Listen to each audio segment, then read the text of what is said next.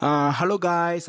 பார்த்தீங்கன்னா, என் ஃபேமிலியோட பார்த்தீங்கன்னா, சென்னைக்கு தான் வந்திருக்கோம். ஒரு ஃபங்ஷன் அட்டெண்ட் பண்றதுக்காக. என் ஃபேமிலி ஃபுல்லாவே ஒரு நாளைக்கு முன்னாடி நாங்க சென்னையில அசெம்பிள் ஆயிட்டோம். எல்லாருக்குமே சமைக்க முடியாது அப்படின்னு சொல்லிட்டு, நாங்க குண்டா குண்டாவ தூக்கிட்டு பிரியாணி வாங்க தான் வந்திருக்கோம். எங்கன்னு பார்த்தீங்கன்னா, தொக்கு பிரியாணிக்கு. சென்னையில ஃபேமஸான ஒரு பிரியாணி ஷாப்புன்னு சொன்னாங்க. ரொம்பவே அஃபர்டபுளா, டேஸ்டியான ஒரு பிரியாணி கிடைக்குன்னு சொல்லியிருந்தாங்க. நானும் ஃபர்ஸ்ட் டைம் ட்ரை பண்ண போறேன். முன்னெல்லாம் பார்த்தீங்கன்னா, எந்த ரீல்ஸை தள்ளினாலும் தொக்கு பிரியாணி தொக்கு பிரியாணின்னு சொல்லிட்டு அவ்வளோ ட்ரெண்டிங்காக இருந்தது. நானும் ஃபஸ்ட் டைம் பார்க்குறோம்.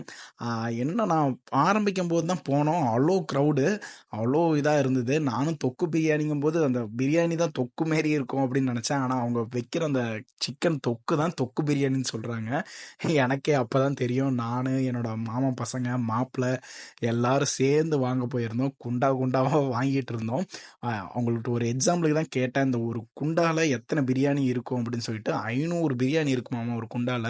2 குண்டா தான் கொண்டு வராங்க. ஒரு நாளைக்கு அப்படியே ஒரு 2 ஹவர்ஸ்ல முடிச்சுட்டு போயிடுறாங்க.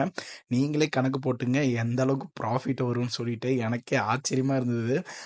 நாங்களும் வீட்டுக்கு பார்சல் வாங்கிட்டு போகிறோம். எப்படின்னு சொல்லிட்டு டேஸ்ட் பண்ணிட்டு நாங்கள் சொல்கிறோம். நெக்ஸ்ட் சென்னை வீடியோலாம் நீங்கள் கண்டிப்பாக பாருங்கள். ஓகே காய்ஸ், தேங்க்யூ ஃபார் வாட்சிங். மறக்காமல் ஃபாலோ பண்ணி எங்களை சப்ஸ்கிரைப் பண்ணிடுங்க. பாய்.